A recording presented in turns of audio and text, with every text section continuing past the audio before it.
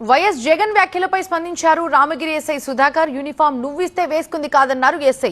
అంతేకాకుండా నువ్వు వచ్చి ఊడదీస్తా అంటే ఇది అరటి తొక్క కాదంటూ ఎస్ఐ ఘాటుగా రిప్లై ఇచ్చారు. జాగ్రత్తగా మాట్లాడంటూ ఎస్ఐ సుధాకర్ జగన్ చేసినటువంటి వ్యాఖ్యలపై స్పందించారు.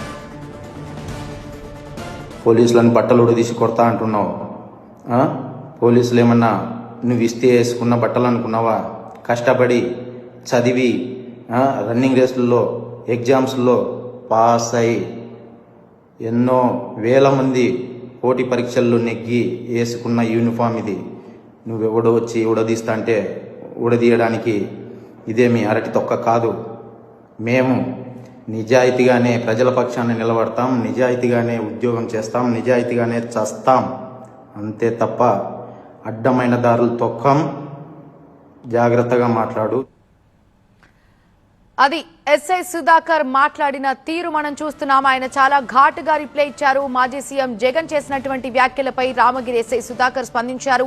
యూనిఫామ్ నువ్విస్తే వేసుకుంది కాదంటూ ఆయన ప్రశ్నించారు. అంతేకాదు నువ్వు వచ్చి ఊడదీస్తా అంటే ఇది అరటి తొక్క కాదు, మేము ఎంతో కష్టపడి లక్షల మంది రాసినటువంటి పోటీ పరీక్షల్లో మేము కూడా రాసి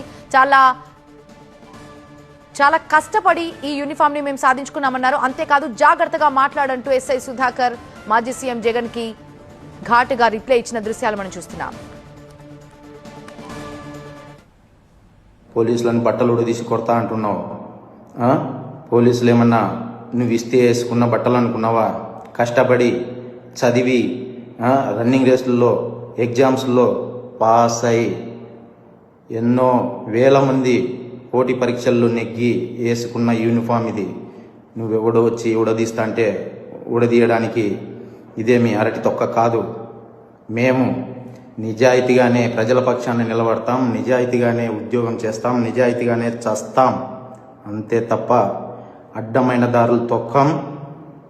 జాగ్రత్తగా మాట్లాడు. జగన్ పోలీసులను బట్టలు ఉడదీసి కొడతా అంటున్నావు. పోలీసులు ఏమన్నా నువ్వు ఇస్తే వేసుకున్న బట్టలు అనుకున్నావా? కష్టపడి చదివి రన్నింగ్ రేసుల్లో ఎగ్జామ్స్లో పాస్ అయి ఎన్నో వేల మంది పోటీ పరీక్షల్లో నెగ్గి వేసుకున్న యూనిఫామ్ ఇది. నువ్వెవడో వచ్చి ఉడదీస్తా అంటే ఉడదీయడానికి ఇదేమి అరటి తొక్క కాదు. మేము నిజాయితీగానే ప్రజల పక్షాన్ని నిలబడతాం, నిజాయితీగానే ఉద్యోగం చేస్తాం, నిజాయితీగానే చస్తాం. అంతే తప్ప అడ్డమైన దారులు తొక్కం. జాగ్రత్తగా మాట్లాడు.